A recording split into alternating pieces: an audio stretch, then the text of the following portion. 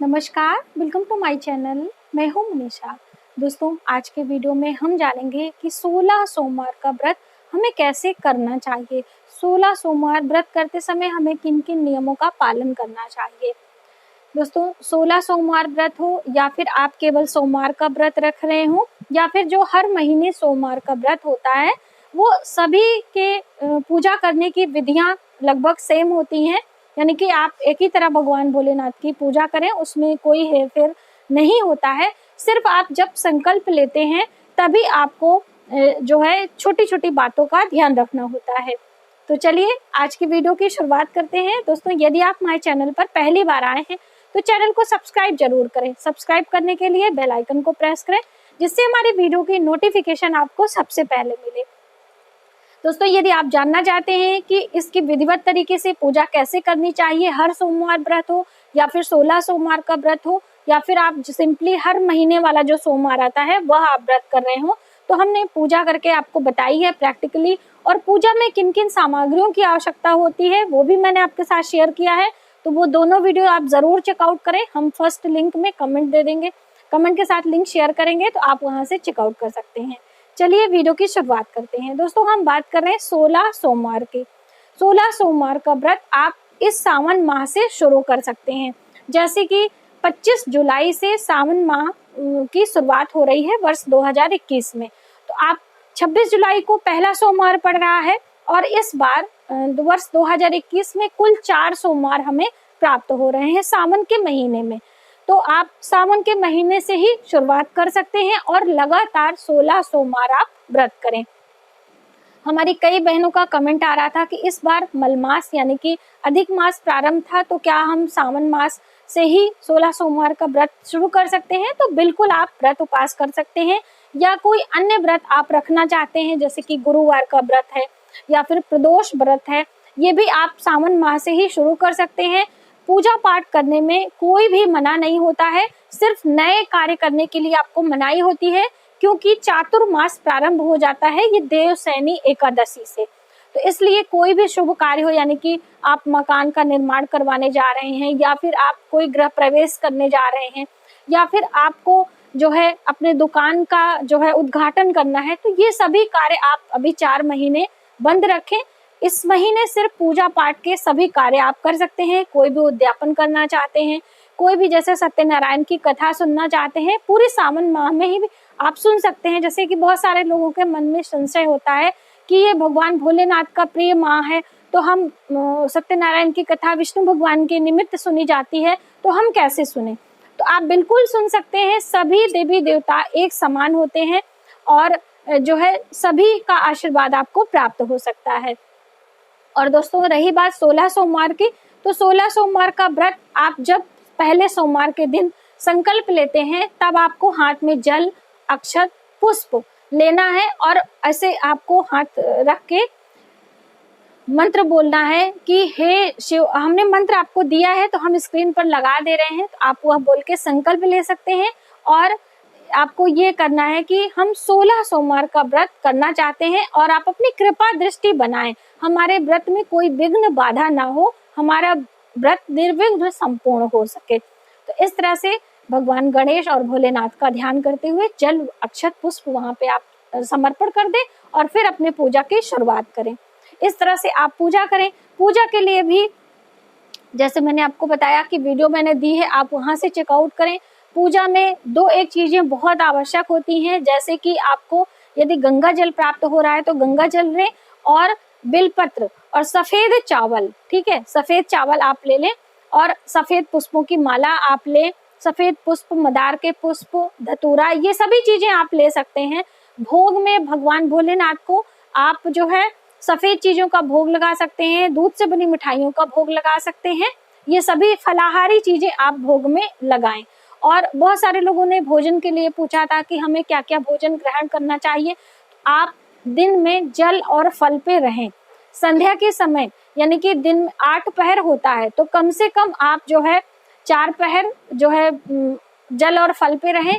और रात्रि में एक समय आप भोजन कर सकते हैं यदि आपका स्वास्थ्य अच्छा नहीं है। तो यदि आप बिल्कुल स्वस्थ हैं तो आप दिन और रात जल और फल पे ही रहें, कोई भी और चीज आप ना लें।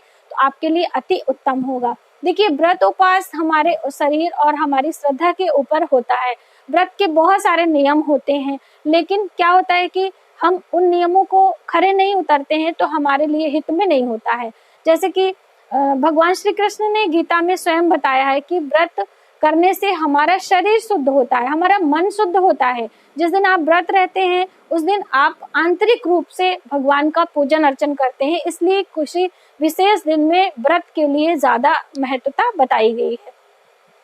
और व्रत करना जरूरी है, ये बहुत सारे लोगों ने पूछा है, तो बिल्कुल जरूरी नहीं है। आप यदि स्वस्थ नहीं है, आपका आंतरिक इच्छा बिल्कुल व्रत करने का नहीं कह रहा है, तो आप सुबह सवेरे पूजा अर्चना करने के बाद दिन भर सात्विक भोजन ग्रहण कर सकते हैं, जिसमें प्याज लहसुन का जो है इस्तेमाल ना किया गया हो, तो भी आपको बहुत लाभ मिलने वाला है। दिन भर आप चोरी चुगली से बचें, झूठ आदि ना बोले, इसके लिए आप कम बोलें, ज्यादा किसी से संपर्क में ना आए, मौन आप रहें, मंत्रों का जप करते रहें। मंत्रों के जप में बहुत सारे लोगों का प्रश्न आता है कि क्या हम भगवान भोलेनाथ के ऊपर जो है कुछ भी चढ़ा सकते हैं, यानी स्पर्श कर सकते हैं कि नहीं? बिल्कुल आप कर सकते हैं।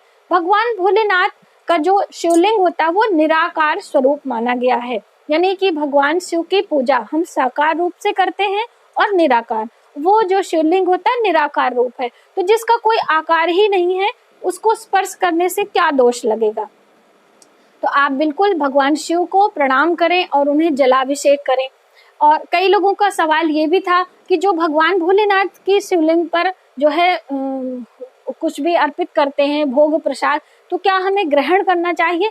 दोस्तों, शिवलिंग के ऊपर जो कुछ भी चढ़ाया जाता है वह किसी सन्यासी, किसी जो वेद पाठी जो है ब्राह्मण होते हैं उनका अधिकार होता है, हम गृहस्थ वालों का अधिकार नहीं होता है। क्योंकि भोलेनाथ जो है नीलकंठ है, कहने के अर्थ है कि अलग अलग उनके जो स्वरूप हैं, यानी कि उन्होंने विष पान किया था, उन्होंने जो है कई राक्षसों का वध किया था, और जिनके गुण और जिनके वो सभी चीजें उनमें आती हैं, तो इसी कारण से वो प्रसाद ग्रहण करने के लिए हमें मना किया जाता है।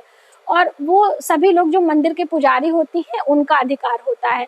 और जो वेदी बनी होती है, शिव का अर्घा होता है, वहां पर जो हम प्रसाद चढ़ाते हैं वो हम ले सकते हैं, अपने परिवार में बांट सकते हैं, उसे हम किसी को भी दे सकते हैं। वो माता पार्वती का स्वरूप माना जाता है।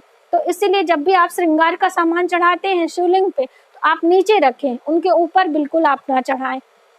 और शिव पूजा से पहले भगवान गणेश की पूजा करें, फिर माता पार्वती की पूजा करें। और जो वहाँ पे एक ऐसे आपने देखा होगा कि शिवालय में अक्सर एक मटका जैसा चढ़ा होता है, उनमें से पानी टप टप निकलता रहता है, तो वो उनको जो है शिव भगवान की पुत्री का दर्जा दिया गया है, तो उनको भी आप प्रणाम करें। और जो भगवान भोलेनाथ के ऊपर एक ऐसे सर्प लगे होते हैं, उनको भी आपको जल, पुष्प, धूप दीप भोग आदि लगाना चाहिए, सर्पों की भी पूजा करनी चाहिए, इससे भी हमें जो है बहुत लाभ मिलता है। और जो उनके जो वेदी होती है जहाँ पे जल की निकासी होती है, वहाँ पे नंदी भगवान विराजमान होते हैं, तो आप नंदी देवता की भी पूजा करें, लेकिन जो वेदी होती है उसे कभी क्रॉस ना करें, इसीलिए नंदी जी वहाँ पे विराजमान होते हैं। और अक्सर जब भी आप पूजा करें, तो बहुत सारे लोगों का प्रश्न था कि हम कैसे पूजा करें भगवान शिव की, हमारा जो मुख होता है वह किस दिशा में होना चाहिए। तो हमेशा आप दक्षिण दिशा की तरफ आप बैठें और उत्तर दिशा की तरफ आपका मुख होना चाहिए, यही बहुत ही शुभ दिशा मानी जाती है भगवान भोलेनाथ के पूजा करने की। और भगवान भोलेनाथ की आधी परिक्रमा होती है, ये आप सभी को पता है। भगवान भोलेनाथ का जो पंचाक्षरी मंत्र है वह आप मंत्रों का जप करें, और जो 16 सोमवार की व्रत की पुस्तक आती है आप उसे पाठ करें, और भगवान भोलेनाथ का जो रुद्राष्टकम का पाठ है वह आप कर सकते हैं।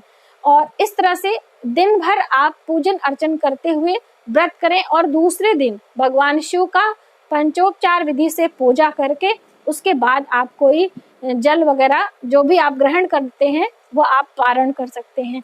इस तरह से पूरा 16 सोमवार का आप व्रत करें, और जब भी आपका 16 सोमवार संपूर्ण हो जाता है तो 17वें सोमवार को आप व्रत का उद्यापन कर दें। उद्यापन में आपको चूरमे का प्रसाद भोग लगाना चाहिए, और भगवान शिव के लिए आपको 1.25 मीटर सफेद कपड़ा, 1.25 मीटर चावल और 1.25 किलो दूध और हो सके तो कुछ चांदी की वस्तुएं जरूर दान में रखें। ये सभी बहुत ही महत्वपूर्ण मानी जाती हैं। यदि आप 1.25 किलो 5.25 किलो नहीं कर सकते हैं तो 1.25 पाव यानी कि 250 ग्राम भी आप रख के और इसका जो है इस तरह से सभी चीजें सवाया लगा के आप दान कर सकते हैं यदि आपके उतने सामर्थ्य नहीं है। तो देखिए भगवान सभी को देखते हैं, सभी के मन के जो है स्वामी हैं, तो वो देखते रहते हैं ना कि आपके पास क्या सामर्थ्य क्या नहीं है, तो उनसे कुछ भी छुपा नहीं है। तो आप इस तरह कर सकते हैं, किसी योग्य ब्राह्मण को बुला के आप अपने घर में यदि जो है मंत्रों से उच्चारण से आप हवन आदि कराते हैं। कई लोगों ने ये भी पूछा था क्या शिव की पूजा में हवन करना चाहिए? बिल्कुल करना चाहिए। शिव की पूजा में जब भी हम लोग रुद्राभिषेक कराते हैं तो बाद में हवन होता है ना, तो आप अपने घर हवन कर सकते हैं शिव के मंत्रों से। और हवन के द्वारा यानी जो हम आहुतियां देते हैं उससे हमारी जो है मनोकामनाएं होती है जरूर पूर्ण होती हैं, क्योंकि जो अग्नि होती है वो भगवान के मुख से निकली है। अग्नि का जो प्राकट्य है वो भगवान के मुख से होता है और उस अग्नि में ही हम कोई चीज डाल के आहुति के रूप में जो धुएं से हमारे आकाश में यानी कि हम पृथ्वी तत्व से कोई भी चीज आकाश तत्व में देते हैं तो वो जल्दी वहां पे पहुंचता है। इसीलिए कोई भी जो है जब हम मंत्र जप करते हैं और साथ में हवन करते हैं उसका प्रतिफल हमें अधिक लाभ मिलता है। आपने अक्सर देखा होगा सत्यनारायण की कथा होती है तो भी हवन होता है, रुद्राभिषेक होता है तो भी हवन होता है, या फिर आपने कोई जो है अखंड मानस का पाठ करवाते हैं तो भी हवन, यानी कि हवन का जो विधान है वो हमारे सनातन धर्म में सबसे प्रमुख माना जाता है। तो इसलिए आप जरूर हवन करें। और हवन करने की विधि और हवन में किन किन सामग्रियों की आवश्यकता होती है इसकी वीडियो मैंने आपको दी है, तो आप जरूर चेकआउट करें। तो हमें उम्मीद है कि आप सभी ने जाना होगा कि 16 सोमवार का व्रत हमें कैसे करना चाहिए सूक्ष्म विधि से, और हमें क्या क्या भोजन ग्रहण करना चाहिए, कैसे पूरे दिन हम जो है रहें अपने घर में। आपको कोई भी लड़ाई झगड़ा नहीं करना चाहिए, क्रोध नहीं करना चाहिए, बच्चों को आप कोई अपशब्द या फिर मारना पीटना नहीं चाहिए। उस दिन आप पूरे शांति का माहौल बना के रखें। इस तरह से ये व्रत का अर्थ होता है, सिर्फ भोजन का त्याग करना ही व्रत नहीं माना जाता है। तो इन सभी बातों का ध्यान में रखते हुए आप व्रत करें और उसका पूरा लाभ उठाएं। तो आज के वीडियो में बस इतना ही। यदि हमारी जानकारी आपको थोड़ी सी भी हेल्पफुल लगे तो प्लीज हमारे वीडियो को लाइक करें, शेयर करें ज्यादा से ज्यादा लोगों में, और अपना ख्याल रखें। भगवान भोलेनाथ की कृपा आप सभी पर बनी रहे, आप सभी की मनोकामनाएं पूर्ण हो, ऐसी मेरी शुभकामना है।